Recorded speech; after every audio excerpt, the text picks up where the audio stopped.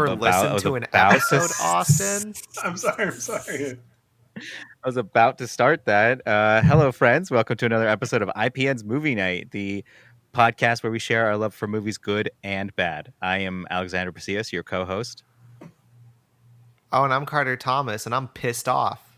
Why are you pissed off? Because we have a guest today who's never listened to an he had the gall to ask, do you have an introduction? Hey, no, I'm just saying, like, hey, let's, you guys got something to do here? You got a thing? Yeah. Well, Austin Stock, would you like to introduce yourself? Hey, guys. Yeah, this is Austin Stock. Hey, I'm Austin. I'm just hanging out with these guys, eating a sandwich. What do you do, Austin? Like, who are you? I'm an editor. But lately I've been doing filters for Nickelodeon. Oh yeah, you told me about that. Yeah. This is kind of a weird time because of coronavirus. We've kind of been. I've accepted a lot of jobs I normally don't do, and the latest one is there's this new show coming out called Unfiltered, and I'm one of the guys that does the filters for the show. So basically, when you watch the game show, the celebrities are going to have these Snapchat filters over their face. I'm one of the guys that are like basically creating those filters. That's okay. Sick. I mean, Sweet. yeah, you've done a bunch of that stuff, so like you have experience with it. Yeah, it's fun. But yeah, how do we know each other, Austin? I think I sat behind or next to you in driver's ed, and we watched like the Red Asphalt together or something or whatever. What was that documentary? Yeah, it was called Red Asphalt. Okay, yeah. But I mean, we also didn't we meet before? Oh, probably. Too? Yeah. Yeah, no, because I distinctively have a memory of being in drawing and paint. We met each other in Folsom, California, and Sacramento. We went to high school together, and I sat in front of him because it's a weird fucking table setup they have there in drawing and painting. And I distinctively remember specifically we had to draw a picture that had like a little like sound effect or something like that. Like we had to draw out like the sound, like if you did a gun, you wrote pow or something like that. And Austin draws a like a pimp on top of a car pointing and just says Shazam. Like that, I remember that drawing so fucking vividly. I was like, what the fuck? Who is this guy? Yeah, I dude, you know what I hated about art class? I did that class, and I did a Photoshop class. They give you like a C or like whatever if you go off the beaten path. And I'm like, isn't this the whole point, is to kind of explore my own? Yeah. I don't know. I just want to I go to the classes to kind of just practice my own art and be creative. Yeah, exactly. And they're like, wrong, incorrect. You failed. You're trying to be creative in art class? What the fuck do you think you're doing, dude? You get a D. Don't ever draw a pimp on a what was the car? I forgot what it was. It was like a LeBaron convertible Cadillac or something like that. A LeBaron. I think it was a LeBaron, I think, or something. Okay, I only see one LeBaron, Freddie. But this guy is also responsible for pretty much my career now. So really, yeah, dude, you fucking you got me hired at Full Screen, and I met Kathy, and then that was history. That was really that was such a fun time, dude. That was like looking back, it's like I don't know if we'll ever have that again. Especially now. Oh, 100% not. 100% not. That was the best job. It was my first job, and it ended so quickly. Yeah, we basically we were like coming to work. I mean, for me, this is what my day was. I would come to work, go in the office, get coffee or whatever, go in, joke around with either you, Andy, or Will or whatever, and then just edit Shane Dawson or whatever, and then just kind of goof off all day and like kind of just. It was just a fun environment where everybody wasn't taking it too seriously. It was really great. Yeah, it was just we all knew what type of stuff we were making, and it was just stupid internet. Was this like before or after you edited Titanic 2? Oh my god, dude, that was like 7 years after. That was 7 years Yeah, no. after. So I Titanic 2 was literally when I came to LA when I was 18, and then I did about 14 months of school, and down the street from my editing school in Burbank there was the Asylum that does Mega Shark and Sharknado and all those things, and they were literally down the street. So I needed a job that I could walk to because I didn't have a car at the time. And so I went and applied, and then like a month later, they said they needed, they wanted to hire me for their assistant editor. And they basically, while I was working on Titanic 2, like I was getting the footage in, all the editors were complaining, saying they didn't want to edit it and that they were exhausted and they didn't, they were just, because they do 15 movies a year. And Right. so I just went to the producer's office and told him, "Hey, nobody wants to edit this. Can I do this?" And he's like, "Yeah, just cut a scene together and just prove that you can edit." And so I went and cut it together in like no time. It was super easy. And then I bet. yeah, and it's great too. yeah. It's a fantastic film. Oh no, it's funny. So I gotta find it somewhere, but I have, so the movie, there's a DVD somewhere, like somewhere in storage somewhere is a little DVD that says Titanic, the 60-minute cut. And it is the best version of that movie that it exists, because it is, they only shot enough for 60 minutes. There's right. But Yeah. sci-fi needed 90 minutes, and so they stretched it. They stretched every shot, stretched every scene to be as long as possible, and then they went and shot a 10-minute sequence of them, going down a hallway and doing all this stuff. So they were just like stretching it out. So there is a 60-minute version out there that just, it moves. It just moves, and it's actually watchable, kind of. I would watch that. But that is not the movie that we are reviewing today. Although I would love to come back on and talk about that movie though, because I actually haven't seen it. Carter, you've seen it, right? Yeah, there was a very short amount of time where it was on Netflix, and Mhm. I remember it was a snow day in Kenosha, Wisconsin. And I had the app on my phone, and I had known about the movie for like probably a year at that point, and I'm like, "Oh man, this hunk of junk's on here. Play." And a hunk of junk it was. Sorry, Austin. No, You did a great job. no. I only want to take credit for the 60-minute cut, because everything after that was basically they forced it. They stretched it out. They did everything they could, and they had another editor come on, and they had reshoots, and they did all these things like, so. I left at that point and went to work at I worked at a music video place, because that just, oh my god, that movie was a mess. It was just so bad. Well, I will say though that I was so happy that it was Titanic 2. Like he when he told me that the project was going to be Titanic 2, I was so excited. Like, I would yeah, get I mean, excited too. I got excited when I saw it on my Netflix queue. yeah, and one of my favorite memories. So when I moved down to LA, I I had a bunch of really great experiences that just really made me excited to be in Hollywood. And first, I moved here. I met Sam Raimi within the first month. And then and then Wow. like the next month I saw Michael Bay. I'm not going crazy over that, but I met Michael Bay. Then anyways, but like I was just meeting all these directors the first year that I was there, and I was just like, oh my god, this is amazing. And then I got a job on Titanic 2, and I couldn't believe it. And then the cool thing was, when I was editing Titanic 2, the guy next to me was editing Mega Piranha, which if you know James Cameron, Piranha 2 was his first movie. So me and this guy he was sitting next to me. I was like, dude, this feels like fate. This feels like fate. It feels like this is like it got a very James Cameron, like Roger Corman vibe in here. And so I felt like I was on the right path.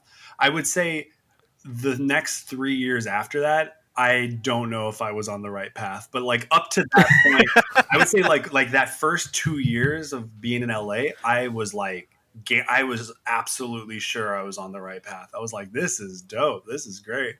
And then I went off and I did a bunch of other stuff. And I'm like, what am I doing? Where am I going? I have no idea what's going on.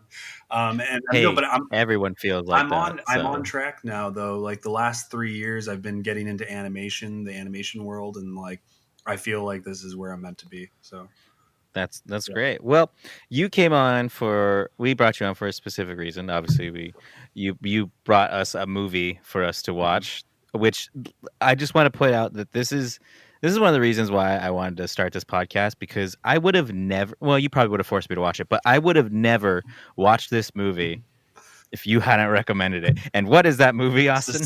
Brian Usna's Society. Society. Yes, No, but in case you forgot, they say it 1,000 times in the movie. yeah. The director Brian Usna, he did Bride of Reanimator, he did Return of the Living Dead 3, and he did a bunch of movies, but they're all his movies are very underrated. They're very fun, and Society is like his masterpiece, basically. When was the first time you saw this movie? Like, why this movie, and like, what's your history with it? I think I saw it I think it was like at least it was definitely over a year ago. We got like, I think we rented it, and somebody, I wish I saw it sooner. Trust me. Like when I was 17, I watched so many like Evil Dead type movies, Sam Raimi type movies. But, Right. but I for some reason, I just never got around to seeing this one. And I finally did. And I couldn't believe it. I was just never, it's kind of like The Thing mixed with, I don't know, like what would you say, like Eyes Wide Shut, something, I don't know. I It think just that's has like, pretty accurate. right? yeah. Yeah, it's weird. It's like if imagine if Eyes Wide Shut ended like this. That would be so cool. That would be really I mean, it was definitely one of the more, not surprising, because like, again, when you recommend a movie, and like I kind of not knew a little bit about it, but like I read a little bit about it.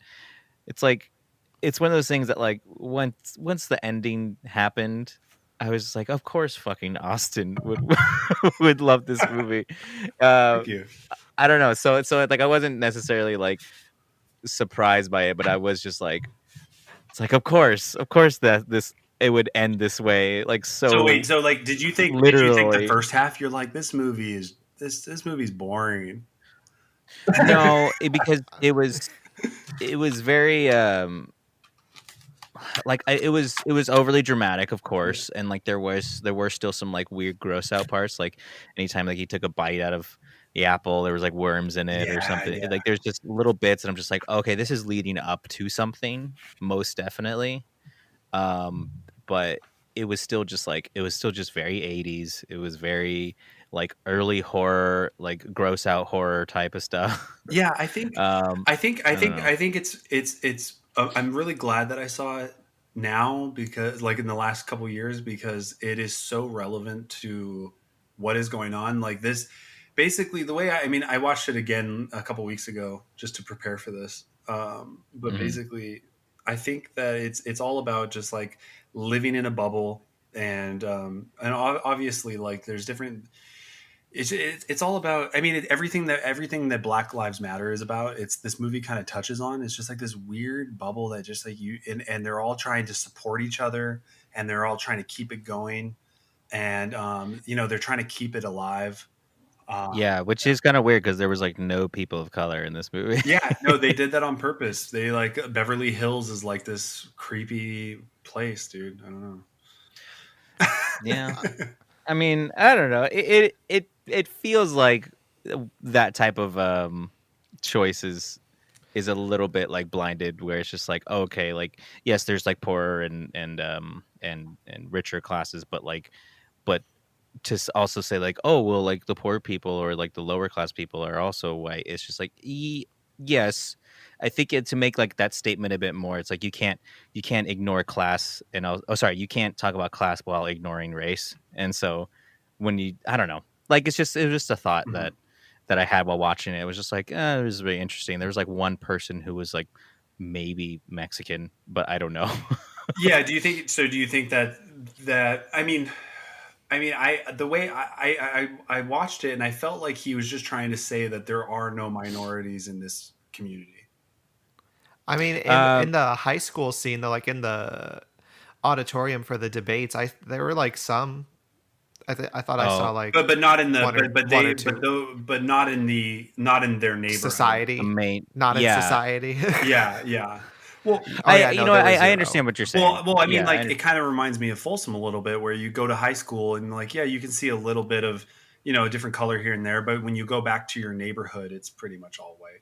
You know. yeah. I Yeah. mean, Real, that's real true. quick, Austin, can you give us a synopsis of the movie? Because I mean, I was one of those people. I'd never heard of this movie, and I didn't do like much research. I couldn't find like a genre specification for it. Mhm. So Oh just give yeah. like a quick synopsis. And you can do spoilers too. Like it's an old movie. Who Yeah, cares? yeah. Honestly, this is not a movie that can be spoiled. To be honest, like I mean, if even if I told you everything about, like you have to see it. You know what I mean? Oh, I oh, can I say see. I Yes, can say ass face, but you need to see ass face. Yeah, butthead. You butthead. mean? Yeah, like like you need to just see it. You need to see Yeah, ass face, totally. butthead, whatever. Oh, sorry. Okay. Are we allowed to swear? Yeah, yeah. We don't give a fuck. Fuck no.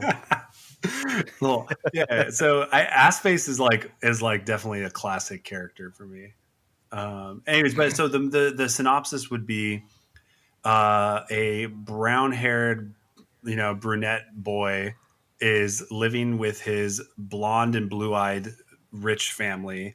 And he slowly starts to feel like he is not a part of his family, and he doesn't feel like he feels like he was adopted, and he starts to question reality and where he belongs. And he's trying to fit into the cliques, like he's trying to fit into all these different groups at school and everything. He just doesn't feel like he belongs to any group. And all of a sudden this kid that's spying on his sister, he finds out that this kid is actually uncovering this conspiracy that his family is all fucking each other. And he tries and he plays back this tape that has proof that his entire family have orgies together. Yeah, Jesus. Like that was like, what the fuck is happening? Yeah, Like, that's what was crazy because I couldn't like when I looked at IMDb, it doesn't say like what genre it is, and so it says is like, oh, kid realizes his family is part of a rich sex cult, and I'm like, okay, so this could be like a comedy. This could be and then I started it, and then like the opening title sequence started, and I'm like, oh, I'm not in for a laugh riot over here. I mean, I do remember laughing at a few parts, but I'd say like the a second black half of it, comedy. yeah, the second half of it, the only time I laughed was just like at how outrageous the makeup was.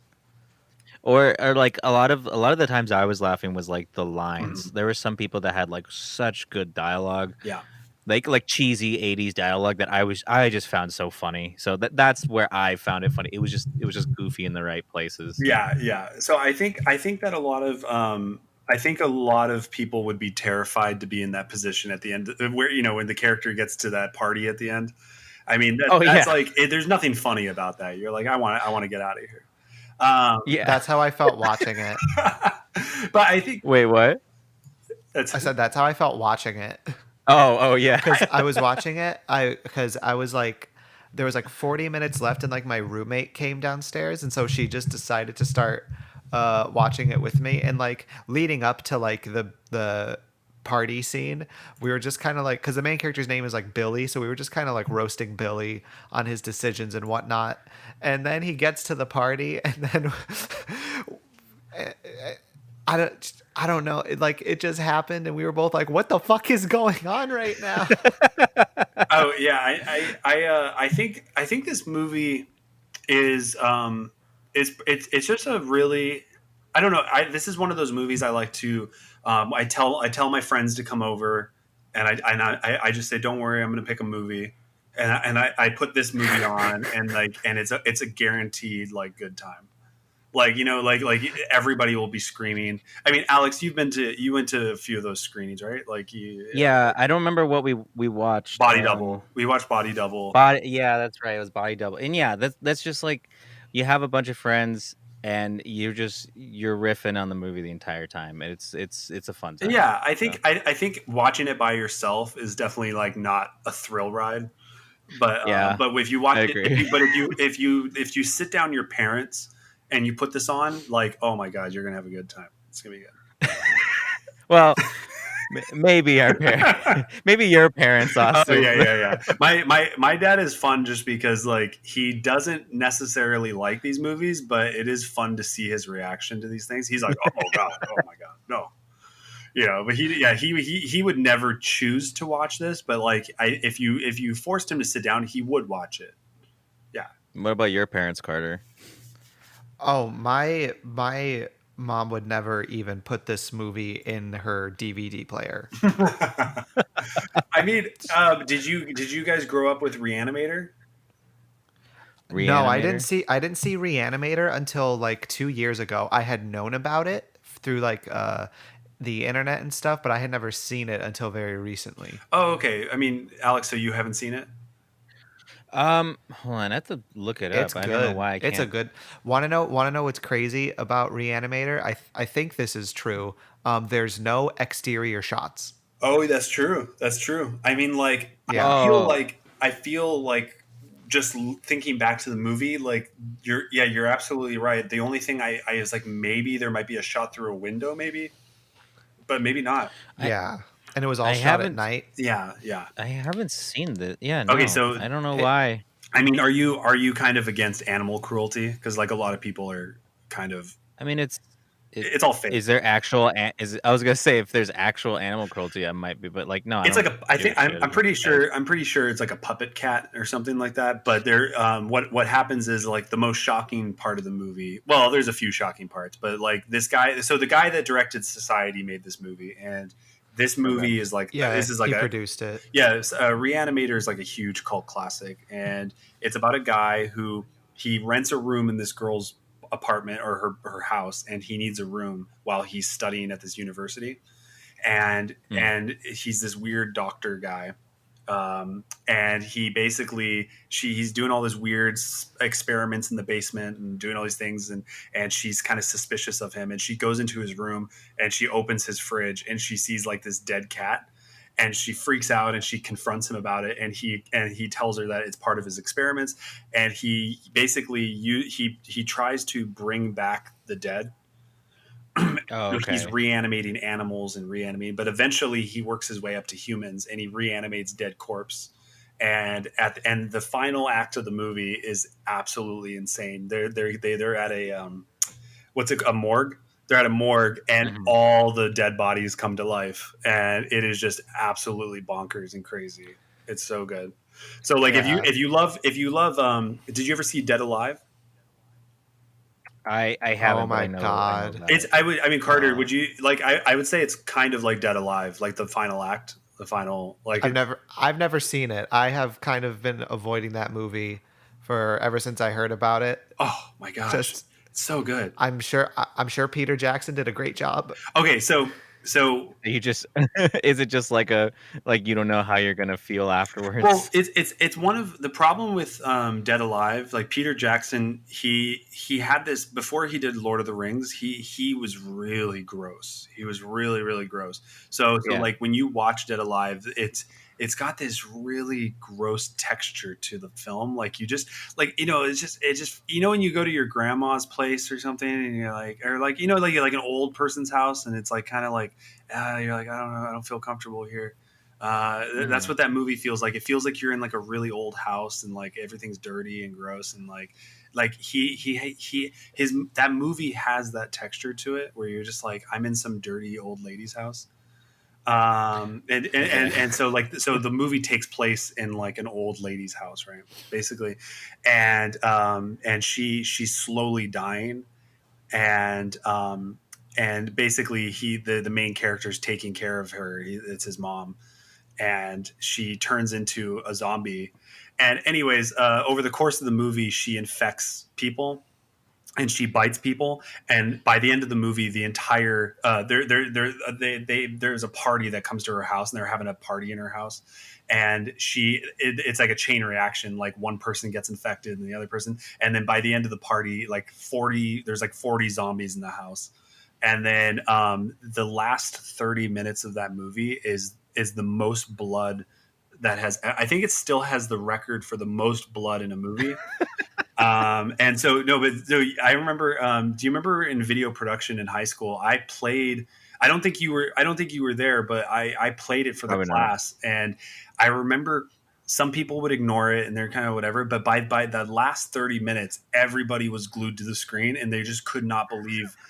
It's one of those movies where you could. I don't know how he did it. I don't know how because it was $1 million. It was $1 million budget, Right. and it is 30 straight minutes of gore. 30 like literally. Oh, and then not only is it gore, but his mom turns into a giant zombie T-Rex, and he fights her, and it's I can't even explain it, dude. And then there's even like a baby that he drop kicks into a blender and blends the baby. Like, oh my god, it's insane. Sorry, I can't describe it because it's literally nonstop. It's like people getting chopped in half, people getting blended. What the And so fuck? I would if for Halloween just put on Dead Alive and get to the last 30 minutes, and it's a roller coaster ride. Oh, It's I insane. think I might have to pop that in. Yeah. But back to Society and Reanimator. Well, Because I just wanted the reason, just so everyone knows, the reason we're talking about those movies is because they all share the third act. The third act is just bonkers crazy, and Oh yeah. so like this. So yeah, that's why So Reanimator, the third act is crazy. It's insane. These guys are just. These are some of the best third acts I've seen in a horror movie. It's really good. because I think Yeah. the buildup in Society is really good. Because Yeah, I agree. it's just like I wanted to know like what was going on and what was happening throughout the whole thing. And while I was watching it, I was like on IMDb trivia and saw that like Brian Usna like added scenes to the movie while it was being made. Like all the scenes with the therapist weren't in the script, but he wanted to add them because he thought it'd be good for like the story. And I'm like, oh wow, like Yeah, yeah, I I felt agree. like I those agree with scenes. that. Yeah, me too. I feel like those kind of enhanced it. Like they were good at making you. It's funny because you don't really question. Like you're on Billy's side pretty much the entire time, but it just does a really good job at making you think that like it's like that it's still he still could have something wrong with him, you know? Mm-hmm. Like, and I think the therapist scenes like really enhance that. So Oh, this movie taught me one thing: is that if you have a videotape of your family having an orgy, make a copy. Make a copy. Make a few. Like don't hand it over to your therapist because he might be in on the orgy. You know, and so, like, I don't know. There's I don't understand, dude. When he handed over that tape, I was like, no, man, go make a copy. Go make copies. Go down to go to yeah, Radio Shack or wherever you gotta go. yeah. I mean, you know, there's so many things that could have happened. But wait, Carter, sorry, I felt like I interrupted you. Was there something else that that you were adding on to that? That's a good question. I don't think so. I was just gonna Okay. say, because well, I guess we sort of passed the topic, but Brian Usna, because since he produced Reanimator, he had like rights to all to like a sequel, and so he like I think this is really smart of him. He said like I don't remember what studio he made Society with, but basically he made a 2-picture deal where he's like, well, if you let me make this movie, then I'll direct Bride of Reanimator.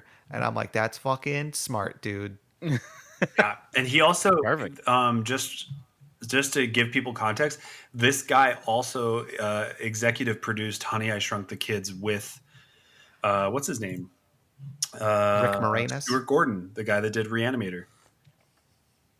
He wrote the story too, I believe. Yeah, yeah. What the fuck? So when you watch Honey I Shrunk the Kids, just remember that this is written by like some of the most demented like directors and writers that you could think of. Like that movie is Honey, I Shrunk the Kids would make a fantastic horror movie. Yeah, I mean, like the set pieces that they have for it honestly feel like a horror movie.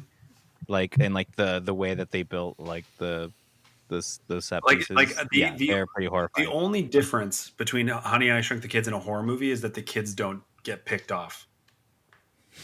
That's it. Like Oh yeah. Pretty. yeah, like I mean, dude, imagine when they go to the bugs. Like you just need a scene where the like one of the bugs rips a kid in half. Ah! Then they run, and then they jump into Cheerios. He drowns in the Cheerios. Ah! And then he The runs over lawnmower. here. You Like, could have done something with the lawnmower. yeah, dude. Honestly, Yeah. can you imagine if you had a Dante's Peak death scene in the Cheerios? Oh my god. Fucking I love Dante's Peak so much. Do you imagine? No, but it wouldn't have to be Cheerios. In the rated R version, it would have to be like hot ramen, like ramen spicy ramen Or oatmeal. Yeah, no, and it's just like melting, and then they pull the kid out, and it's nothing but bones, and they're like, no, like oh I man, think I think when we're done recording, I'm gonna give a call to Mr. Walt Disney himself and see And see see if we've what got he something. thinks. yeah. I honestly, if you guys go and write that film, I think that someone would buy that for sure. Like the super hardcore rated R Honey, I Shrunk the Kids. And Just- then yeah, Rick just- Moranis like unshrinks everyone, and they're just like corpses. Well, I think, yeah. I mean, when he unshrinks them, like they're traumatized, and then the sequel would basically have them grow up and just be like completely different people. Dude. I mean, like think about it. If you shrunk down, like your perspective on everything would be so warped and so different. Like you'd just be like, I can't, it's like seeing another dimension. You know? Or it's like when astronauts come back from space. Yeah. Yeah. Yeah. Like It's just not the same anymore. yeah, no, you don't just go, oh yeah, my dad shrunk me once. No. It's like this is like a life-changing thing. This is like huge deal. Yeah, this is like there's this video. I don't know why it's reminding me of it, but there's this video of like someone made a video of like the bully kids in Neverending Story, and like when they're older, Yeah. and their reaction of like their mental state of like seeing what's the white dragon's name again? Snorbloff or whatever. I don't know his name. No. It's no. I've read the book. I read Falcor. Falcor. Oh. After seeing Falcor, yeah, and it's them coping with like it's like I don't know. They're just like talking to therapists, and like one of the kids like couldn't take it, and he ended up like ending his life, and it's just like, oh my god, like they're like traumatized after seeing just Falcor. Yeah. And it's like the same thing. So I don't want to get off topic too much, but I looked into Enter the Void, by the way, and that is the only movie that I've seen that accurately depicts an out of body experience, and it's kind of like if you've ever had an out of body experience, that movie will kind of bring it all back and kind of not traumatize you, but it kind of is just like, it's kind of freaky just watching it, because you're like, oh my god, this guy, like, he basically spent millions of dollars to recreate an out of body experience, and he nailed it. So if you I've never seen it. yeah, so if you, the thing is, a lot of people that watch Enter the Void, they're like, oh, it's just some stupid druggy movie. It's like, no, he's recreating this exact feeling and the exact, just like all the stuff that he shows you and stuff, like that is what you see. And it's like, I watched it recently, and I was like, man, I don't know, movies are crazy. Like there's some really underrated movies out there.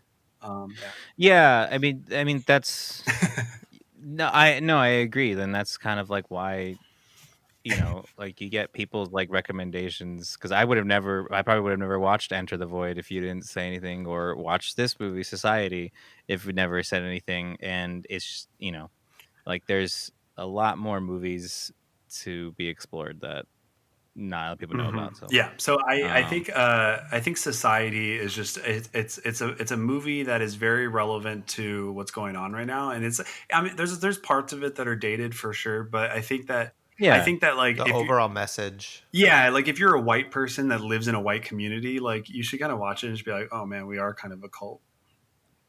Yeah, Here we yeah. are. I did like kind of like that aspect when it revealed that they were. I mean, they're aliens or something. They're just like different species. Yeah, Is that what was yeah, revealed? Yeah. they came down and they want to like, I don't know, they want to be rich or something. And it's weird.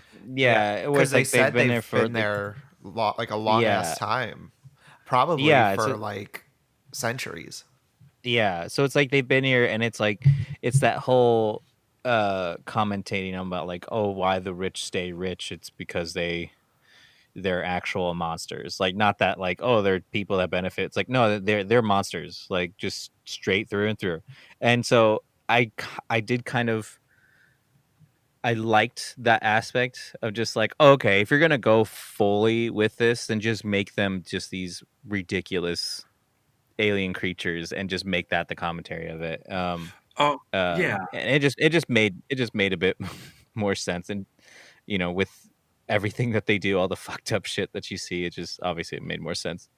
Dude, this is insane. So I'm reading about it right now, and it says that Society's script appealed to Brian Usna partly because it was thematically similar to a failed project he had with Dan O'Bannon, the writer of Alien.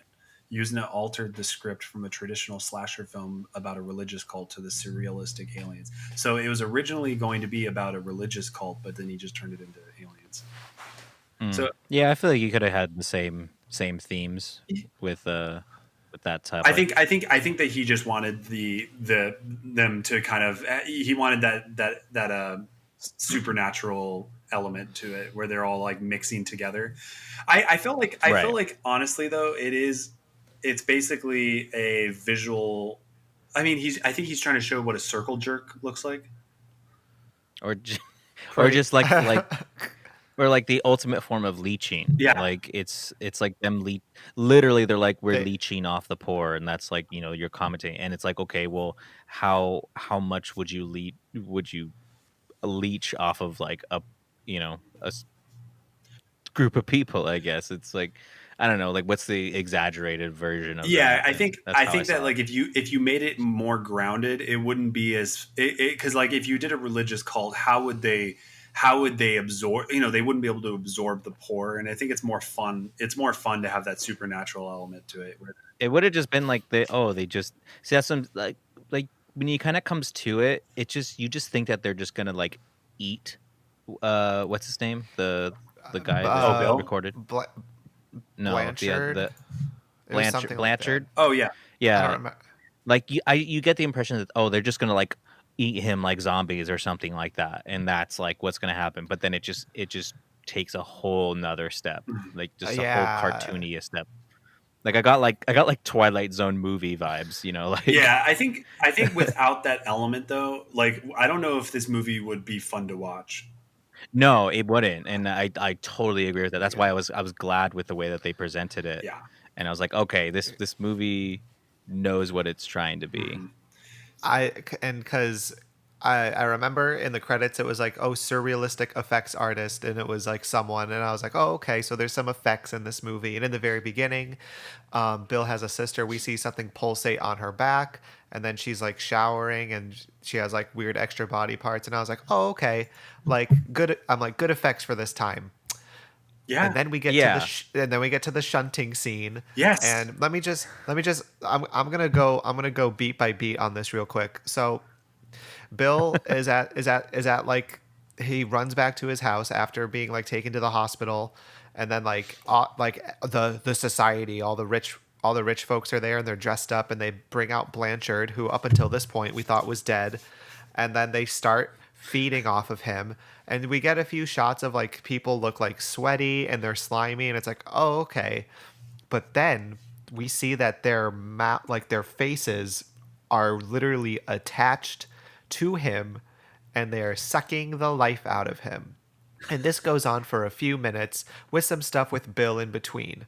And I thought this was really fucked up that the character Judge Carter did this. I'm very upset. He goes up to Blanchard and he's like, oh, it's time. And he sticks his hand so far up Blanchard's ass that his hand comes out of Blanchard's mouth. I was like, yo. Yeah, I know. Well, I mean, the reason why they did that is to set up for how Bill takes out what's his name, and I was like, Todd oh, okay, Ferguson. like, yeah, and so it comes back full circle, but it was still just like, I was like, did he stick his hand up his ass? Like, is that what you're trying to portray to me? Because that's so weird. Like, you just don't expect, I don't know, expect that level of reaching, if you know what I Yeah, mean. wait. What did you guys think of the part where he sticks his hand all the way through and then pulls him inside out? Well, Carter, I feel like you want to continue the shunting scene and end on this.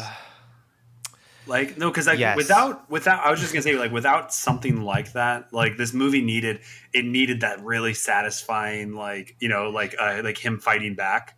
And I was like, Totally, that totally. was pretty unique. That was a pretty I unique. thought it was pretty tight. Yeah, I thought it was Yeah, pretty tight. yeah. yeah.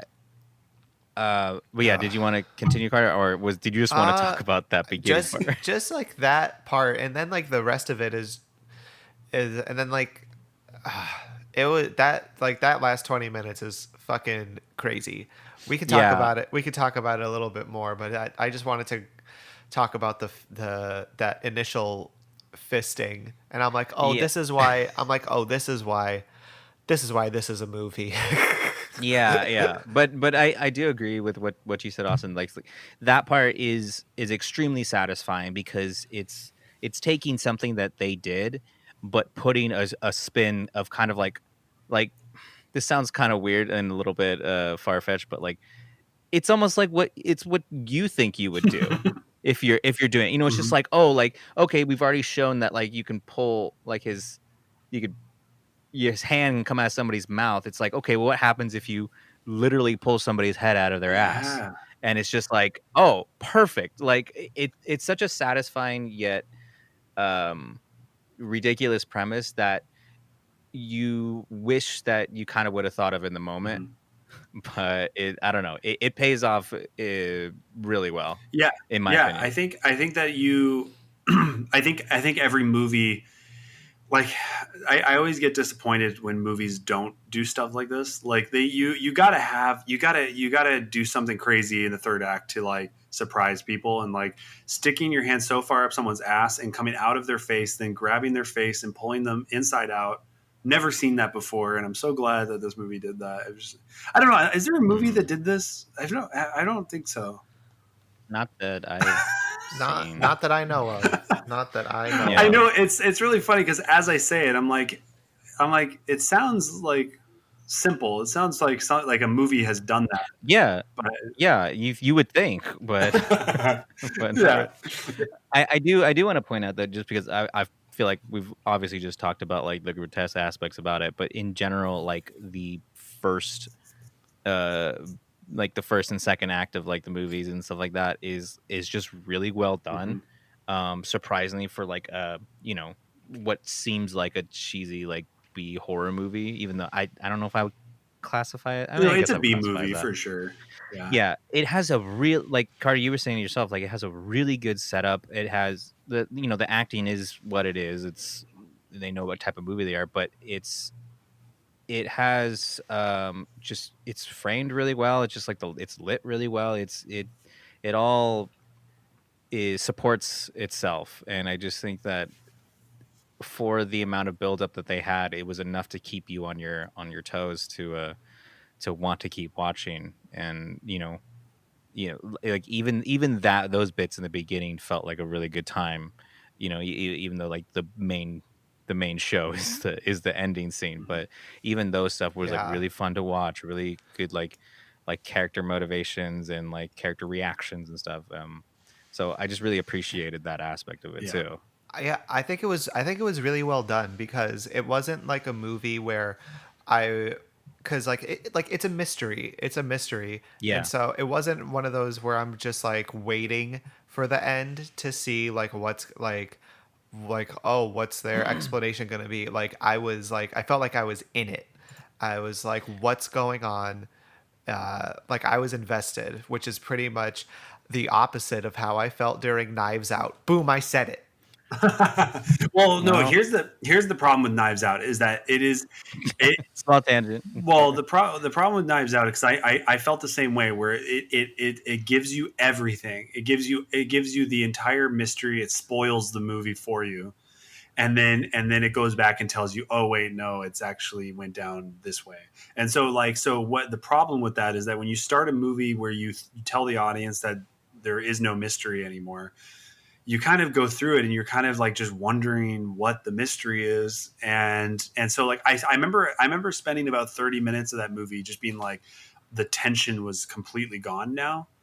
And that's a really tricky thing to do. Like you know what I mean? Like I understand he's trying to Yeah. subvert it and he's trying to change it, but you've basically let all the air out of it and like all the tension, and then he tried to build it back up again. And I yeah. mean, I don't know if I would quite say that there wasn't any tension. I think that the tension was placed in other parts. Like it is one of those things where like I did firmly believe that like, oh, he advertised this movie as a whodunit, and it was just like, nope, it's actually not a whodunit, because like he does that in a lot of his movies, where you think it's going to be one thing and it turns out it's not. Mhm. So I do actually, a lot of the tension got from like, oh, uh, um identified with this character with I forgot her name. Yeah. uh I identified with her, and I wanted, even though like the movie told me that she accidentally killed uh, what's his name, whatever their fucking characters names are, I don't remember. I'm looking on It IMDb made me right want it. now. His name is White Guy. Oh, okay. There you Okay, cool. It made me want to see her like win, or see her in a safe place, because I felt for her and stuff like that. So it's like that's where the tension was like, oh, how is she going to get out of this? And then it kind of flips back and says like, no, there actually is a bit of a mystery. go. Mhm. So I don't know. I think it just kind of goes on like what your expectations were of the movie, Mhm. because I went along for what Ryan Johnson was trying to go me through, send me through, but who knows? No, it's exactly like what's going on with The Last of Us 2. We were talking about the game. Oh No, yeah. no, because that game, Bring it back. no, that like when I watched Knives Out, it had this twist in the beginning, like in the 20 minutes in or whatever, 15 minutes in, Mhm. and you're either on board with it, like you roll with it, or you don't. And if you don't roll with it, the movie will just piss you off, and you're going to be, you're just going to be upset the whole time or whatever, and you're going to be like, oh, I wanted it to be different. And yeah, Yeah, so yeah, just you have to yeah, roll. just like Society, just like the movie Society. If you're not, you're not. I feel like if you're not kind of going into it like with that type of expectation, Yeah, or you're going in with more expectations, you're not going to enjoy it. yeah, I, I, I don't know. Like I had a bit of context, because when you recommended it, I personally know what kind of movies yeah, that you yeah, like. And I was like, okay, this is probably going to be like this type of movie. Like, and then, I had my expectation of like, yeah, just have fun with it. Just have fun with the movie, laugh, and just have a good time. And if you're trying to look at it like so super serious, wait, you're gonna think it's can you ridiculous. describe what kind of movies I like?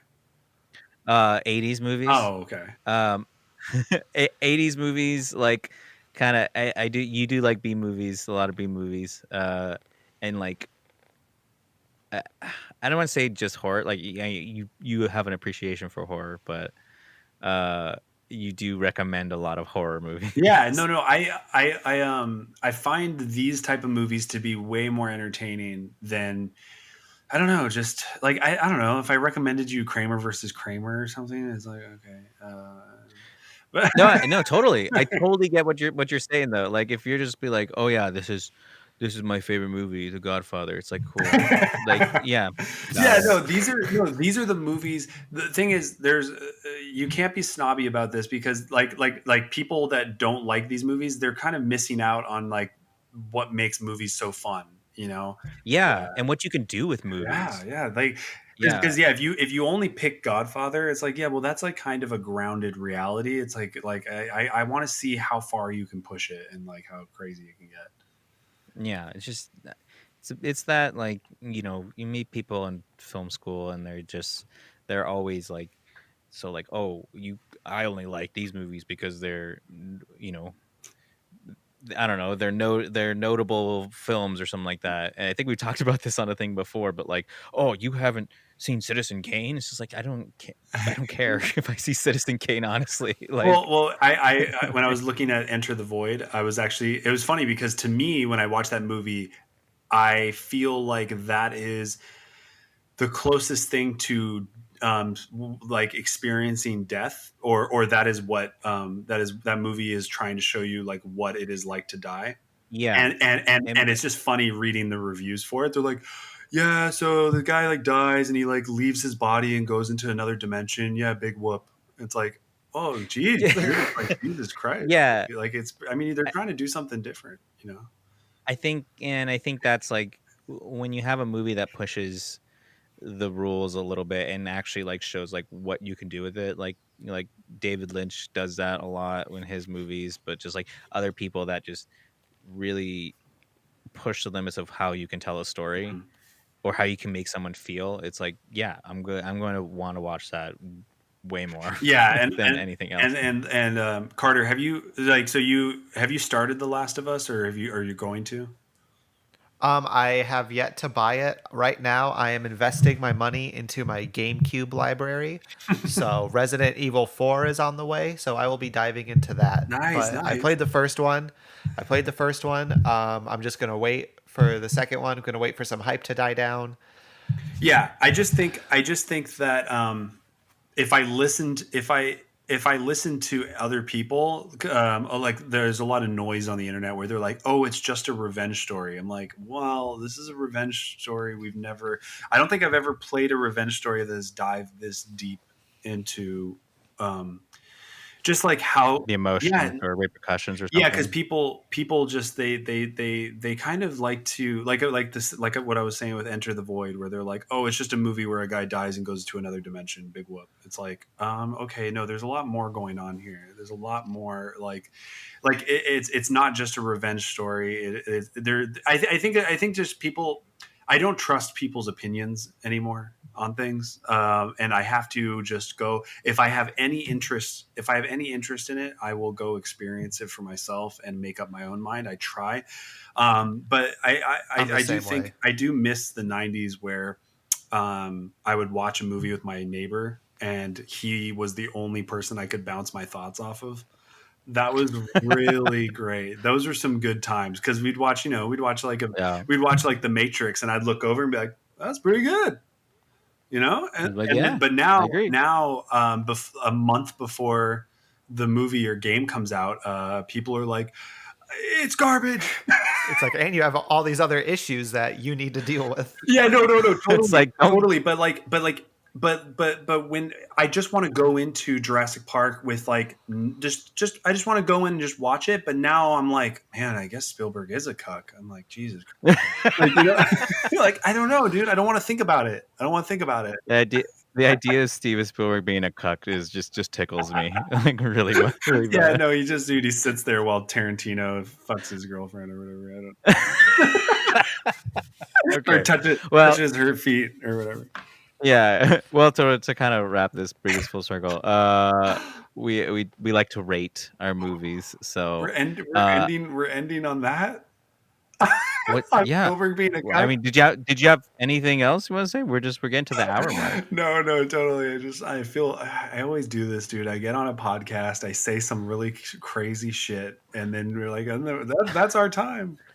I'm like, oh god. Well, is there anything else that you want to add? Any trivia? Anything else about society? I think people should if you're looking for if you're like me and you've seen every single movie and you're just like scraping the bottom of the barrel, this Brian Usna has a really fun filmography. I mean, like Rihanna, he worked for, oh my god. By the way, there's a movie called From Beyond. It's directed by Stuart Gordon and it's produced by Brian Usna.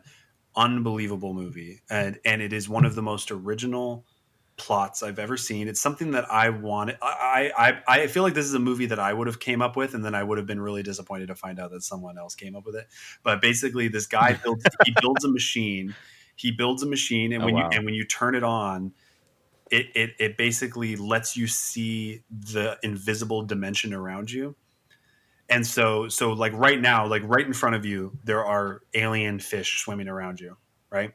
Or whatever. And Okay. so if you Hmm. switch on this machine, you are now able to see this other dimension that's all around us. And if you use it too much, it also makes you horny. And it's and All it right, and I'm no, listening. and so this guy spends way too much time with this machine, and he basically becomes this like HP Lovecraft horny fucking dude, and he gets stuck in this other dimension. And basically these people come to this house and they find this machine and they turn it on, and this guy has been in this other dimension for so long that he's transformed into this other creature and this monster or whatever. And it's really, and he's a horny, terrifying creature. Yeah, I'm looking at pictures of it. It looks fucking insane. I've heard it's really good. My friend Nathan really likes that movie. Yeah, I mean, this movie is, and so, oh, by the way, this ties back into Enter the Void really quick, but that movie, so Go ahead. the gland, the penile gland in the center of your forehead, um, there's Yeah. a gland that's in your head, and like that's where the the third eye comes from. And Right. Enter the Void, it talks about it, I think, a little bit. And then but this movie is all about that, where this guy basically he is activating this gland that's like this. It's a gland in your forehead that people think basically gives us access to the other dimensions and other realms and things like that. And Hmm. so in the movie, this guy uses it so much that it pops out of his forehead like a little penis. And Yeah, I'm looking at a picture of that. It's really great. yeah, so I think you guys should. I mean, do you want maybe? I don't know if you want to have like another one. Do you want to do that? Do an episode about that maybe? I mean, we can Just once we get through. okay. I was gonna say like we don't have to do it right away, but like if you ever have me on again, like maybe we can bring on a couple other people and we could just talk about that movie. I'd Yeah, dig I that. mean, like, I'd be down to just watch movies I would have never heard of. Yeah. So, but just for society, just to kind of wrap it up Yeah. here, what would you out of 10? Is there a rating that you would give I would give society? it I give it like a solid 8, 7, 8, something like that. Like it's not going to change your life, but it's going to be you're going to have a fun Tuesday afternoon or whatever. It'll Just change a your good time. day. It'll change your day for sure. Yeah. No, yeah, no. It'll definitely alter your mind space for that day, for that hour or Yeah, whatever. Like you're definitely gonna have these images in your head. yeah, Yeah, definitely. and I think it's a good movie. I think you should definitely check it out. I mean, it's not. Yeah, I mean, I agree like 100% with you. I would probably give it like about a 7, just because it's a really fun time. And it's surprising, like there's nothing really just like bad with it that I particularly think. It's just sometimes not everybody's cup of tea, so I can't like really say say it moved me or anything like that. But that's probably I'm in that same boat with you, where it's definitely a fun time to watch with friends. Let's be and honest. and yeah, It's not like we have anything better to do. Like I hate when people are like, "Oh, my time is." Like we have plenty of time on our hands. Just sit down, watch a 90-minute little. yeah, Just go watch a movie. Just it's free on Tubi. Just fucking watch it on there. Tubi Just download Tubi on your phone and then just watch it on there. Tubi. Who Yeah, cares? yeah, it's probably on Shutter too. Oh yeah, probably, but you don't have to pay for That's Tubi. true. That's true. So Uh, yeah, Carter, what would you give it? uh, yeah. Well, I was gonna say my only gripe with the movie was probably the last minute, Yeah. because Oh yes, actually yeah, yes. But say what it is. I I kind of had agree. I had a problem with that because so basically at the end of the movie, Clarissa, who has been like this kind of mysterious love interest for Bill, who is like part of the society, she like lets him go because she loves him, and so Billy, Clarissa, and his other friend who like helped him out escape, and this is after he turned Todd the Tycoon Ferguson inside out, and so they escape the house, and then they drive away, and then it cuts back into the house, uh, and Judge Carter's like, "Oh well, I think I need another person for my internship, and then that's Yeah, how it ends. And I thought he offers him an internship in Washington, and then after he gets turned inside out, he's just like, well, looks like that internship just opened up or something like that. and I thought that this movie was they left it there. There was supposed to be a sequel. Apparently, it's called Society 2: Body Modification.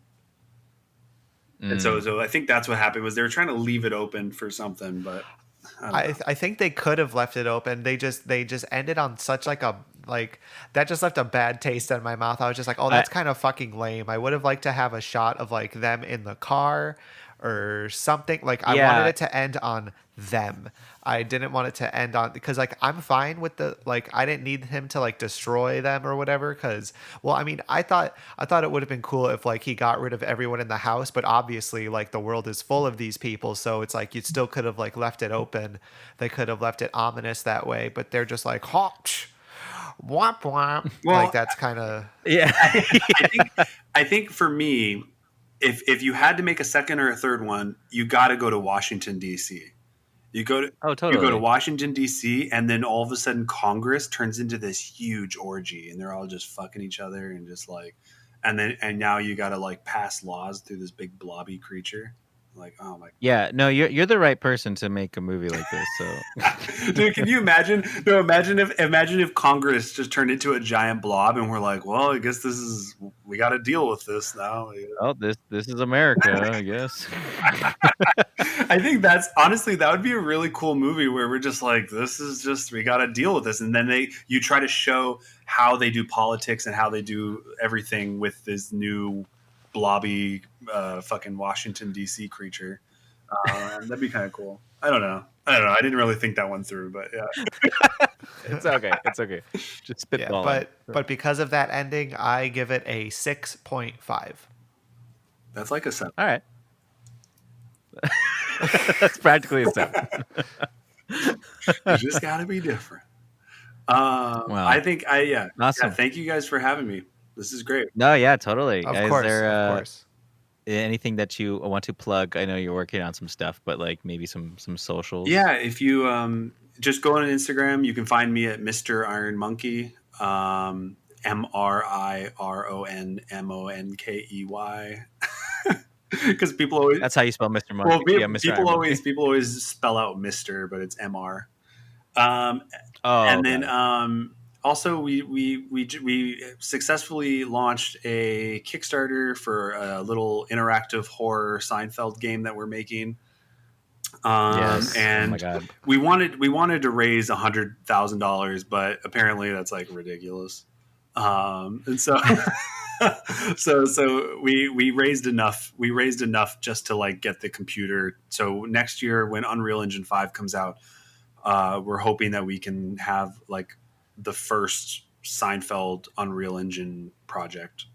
That'd be really hell yeah, yeah. Because you can play the, I don't know but it's like in Dreams. Yeah, in Dreams you get. Yeah, you can play it in Dreams. It's a full experience. So if you have Dreams PS4, just type in Seinfeld Chronicles, or I think you can just type in Seinfeld, and there's a whole story mode that we made. You play as his nephew Donathan, and he's trying to look for his uncle, and he pees in Jerry's bed, and he's looking for bed sheets. Yeah, perfect. Yeah, it's a good story. Anything else that you wanted to plug, or is that? Me? No. Okay. I just making sure. I feel like you work on a lot of stuff, so I just want to make sure you have your platform. Yeah, what am I working on, dude? I don't know. Oh, dude, check out. I mean, I'm the official. I represent Nickelodeon now, so go watch Unfiltered next Saturday. Nickelodeon, brought to you by me. Wait, okay. No, cut that. Can you cut that part out? Actually, leave it in. That's fine. Perfect. Which one is it? No, I don't know. Yeah, I don't know how Nickelodeon feels about this entire conversation. Okay. I don't know. Hey, you're not. Oh, you mean like attaching Nickelodeon's name to this? Yeah. You know what? Fuck it. I don't know. Fuck it. Honestly, this probably would get 4 views. So who? Yeah, Watch, this is gonna pop up, and they're gonna say Austin likes orgies or something, and then I'm like, oh no, oh no. This always happens to me. This always happens to me, dude. And then I'm gonna lose my one job of making filters. God damn it! Oh man, God damn that it! sucks. Oh, yeah, I love how you say it like it already happened. You're like, oh, dude, that sucks. Good luck. Good luck, you. Well, you can follow In Pursuit of Nothing on all the social handles on Instagram, YouTube, Twitter, sometimes Twitter. You can, I mean, if you want, you can follow me, Alex Pacillas, on all the social handles. I mean, do what you want. I don't really give a fuck. And I'm on Instagram, sometimes Carter WBT. Again, I am on private, so the likelihood of any of you making it into the elite society of my Instagram where I don't post is very slim. Awesome. Did you want to continue closing it out, Carter? Yes. Thank you again, everyone, for listening to IPN's Movie Night. Catch us next Monday, where we will go to your house and leech your life and turn you inside out.